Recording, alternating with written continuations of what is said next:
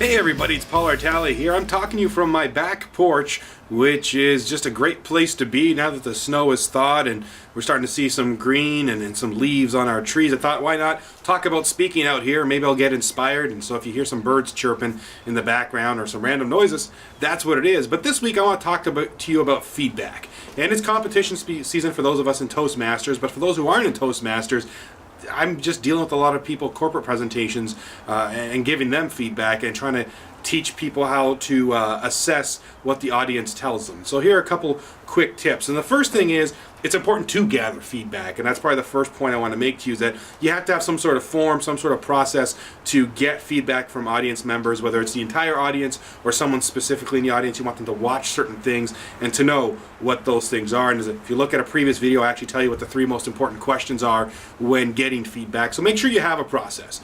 Then number 2 is you got to realize that not all feedback is equal.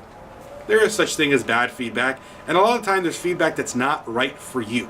And so quite often someone might suggest a joke to me, and it's funny, but I couldn't do it. It'd be the equivalent of someone asking me to do a joke or do something on stage like Jim Carrey would do, and I'm not that animated, I'm not that rubbery. It would work for someone like Jim Carrey, it wouldn't work for me. Likewise, I'm pretty animated myself in a different way. I've got a lot of energy, and if I'm trying to train someone to more of a low-key speaker, I can't give them the type of feedback to tell them to perk up and do what I do on stage. It just doesn't fit with their personality. So know your personality, because when you get some of that feedback in, you can sit there and you can recognize that, okay, that's a good point, but it's not for me. And likewise, like I said, some feedback it's just bad, and people mean well. And if you get enough of a topic, that might be an issue for you to consider changing. But generally speaking, it's not all equal. And so how do you decide the good feedback from the bad? A lot of it honestly is just experience and becoming a student of the game, student of speaking, and you start to know. But I really think for most of it, it comes down to self-awareness. And here's the most important question to ask yourself when it comes to feedback is, basically, does the change that's suggested, does that information make your message clear, or does it make it cloudy?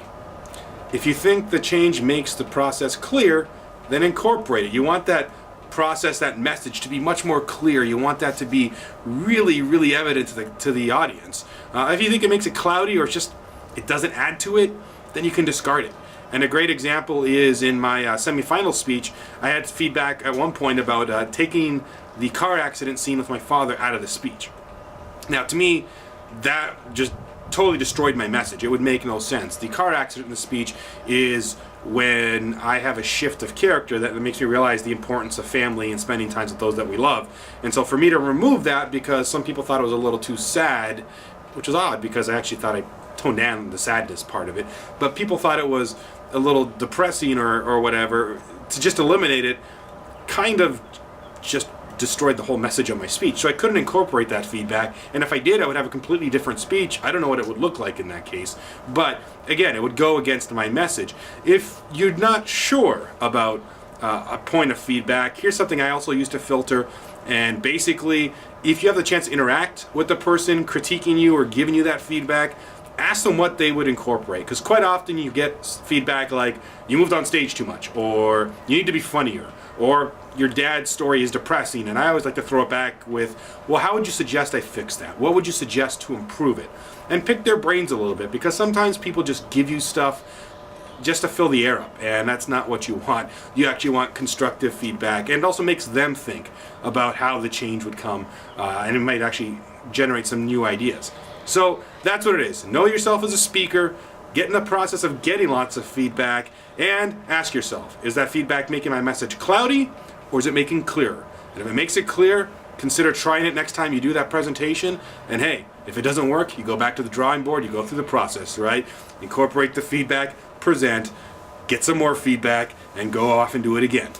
If you like what you see, make sure to subscribe to my YouTube channel, and if you want weekly public speaking tips, make sure to subscribe. The link is coming up on the screen now, and you can go to that website, sign up for my newsletter. Every week you get a video like this, an audio lesson with a text, and of course you get free public speaking resources such as books, seminars, any other websites, tools, apps that I think are cool.